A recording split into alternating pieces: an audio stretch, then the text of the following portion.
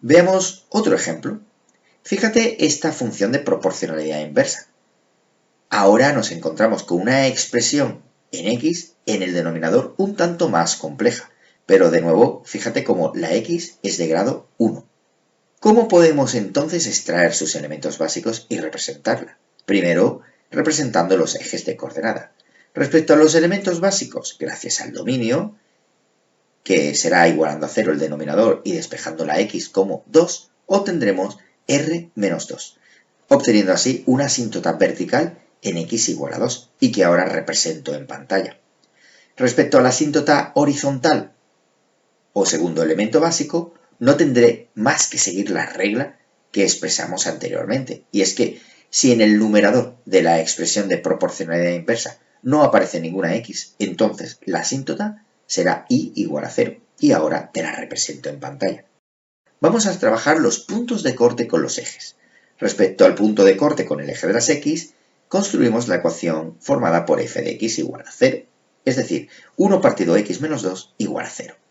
De nuevo, toda fracción para que sea 0 tiene que tener la parte de arriba o numerador igual a 0. En este caso, al ser 1, nos dirá que no tiene solución. Luego, entonces, no hay puntos de corte con el eje de las x. Trabajemos los puntos de corte con el eje de las y. Para ello no tengo más que calcular f de 0, que será cambiando x por 0, 1 partido menos 2, es decir, menos 0,5, obteniendo el punto de coordenadas 0 menos 0,5 y que ahora te represento en pantalla.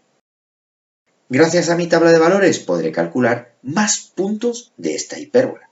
Por ejemplo, si la x vale menos 1, f de menos 1 o imagen será menos 0,33. No tienes más que cambiar la x por menos 1, y 1 partido menos 1 menos 2 es 1 partido menos 3, es decir, menos 0,3 periódico, y que ahora te represento en pantalla. Si trabajamos x igual a 1 y su imagen f de 1, obtenemos exactamente menos 1, y así podrás dibujar el punto de coordenadas 1, menos 1.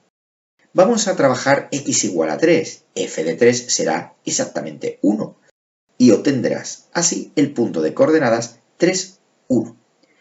Finalmente trabajamos el x igual a 4, f de 4 será 0,5, es decir, 1 medio, obteniendo el punto de coordenadas 4, 0,5. Teniendo en cuenta las asíntotas para enmarcar tu hipérbola y recordando la expresión gráfica de toda hipérbola, podrás entonces dibujar esta que ahora aparece en pantalla. Fíjate de nuevo la propiedad de simetría con respecto al punto de corte de las asíntotas, que es el que ahora aparece en pantalla. Observa este punto que ahora te presento en pantalla. Si unes ese punto con el de simetría y alargas la recta, llevando la misma distancia que se ha generado entre los dos puntos conocidos hacia el otro lado, llegarás a obtener un punto de la otra rama. De este modo puedes construir una rama gracias a la otra, representando así más rápidamente tus hipérbolas. No olvides, como siempre, escribir al lado de la curva o hipérbola la expresión analítica que estés representando. Veamos un último ejemplo. Observa esta función de proporcionalidad inversa. Ahora, como puedes ver, existen tanto en el numerador como en el denominador expresiones en x. Eso sí, fíjate que siempre de grado 1. ¿Cómo podemos dibujarla extrayendo sus elementos básicos? Vamos a representar los ejes de coordenadas y vamos a ver cuáles son sus elementos básicos. El dominio de definición, que será igualando a 0 el denominador y despejando la x y eliminando de r ese punto que ha salido, me permite entonces definir una asíntota vertical, que será x igual a 3, y que podré representar facilitándome el enmarque de la futura hipérbola. La asíntota horizontal se podrá calcular del siguiente modo. Recuerda que decíamos que cuando en el numerador de la expresión analítica de una función de proporcionalidad inversa no existían x, entonces era igual a 0. ¿Pero qué ocurre cuando hay x? Entonces tendremos que calcular un número, que será el formado por el que está delante de la x del numerador, partido por el que está delante de la x del denominador. Es decir, 3 partido por 1, pues ese será el valor de la asíntota horizontal. Y igual a 3 partido por 1 o y igual a 3. pudiéndose así representar como ahora aparece en pantalla. Una vez conocidos los elementos básicos, ya solamente quedará calcular los puntos de corte con los ejes. Fíjate que calcular el punto de corte con el eje de las x exige resolver la ecuación f de x igual a 0, es decir, 3x menos 10 partido x menos 3 igual a 0.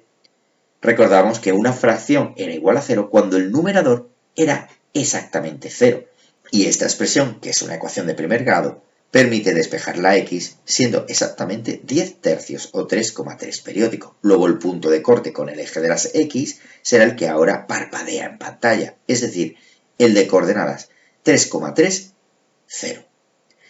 ¿Y qué ocurre con el punto de corte con el eje de las y'es? Bien, lo vamos a representar sobre una tabla de valores, como solíamos hacer en ejemplos anteriores.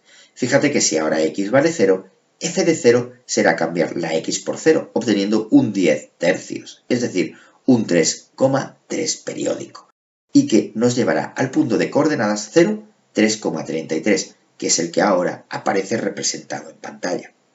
Fíjate que con estos datos ya tienes una idea aproximada de la representación de tu hipérbola, pero como es natural, necesitarás más puntos para poder llegar a su representación exacta.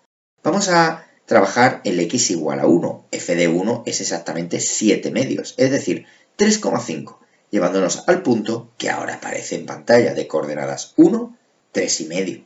Vamos a trabajar el x igual a 2. F de 2 es exactamente 4, que nos llevará al punto de coordenadas 2, 4. Si x vale 4, f de 4 es exactamente 2, llevándonos al punto de coordenadas 4, 2. Y finalmente, si x es igual a 5, f de 5 es 5 medios, llevándonos al punto de coordenadas 5, 2 y medio. Fíjate que ahora con los puntos representados sobre el eje de coordenadas podrás representar con exactitud la siguiente hipérbola que aparece en pantalla. Fíjate que una rama es simétrica a la otra con respecto a un punto, el punto de corte, con las asíntotas.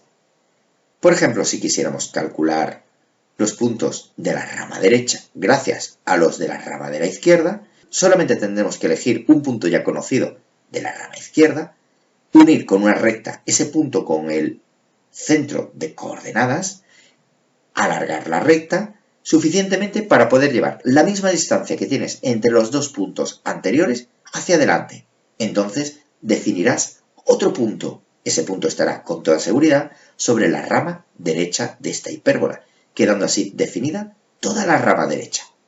Luego, finalmente, podrás, de un modo o de otro, representar toda una hipérbola.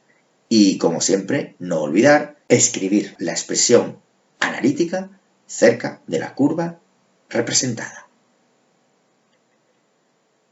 Practica estas funciones de proporcionalidad inversa desde un punto de vista gráfico como analítico gracias a las actividades autoevaluables que te presento en la plataforma.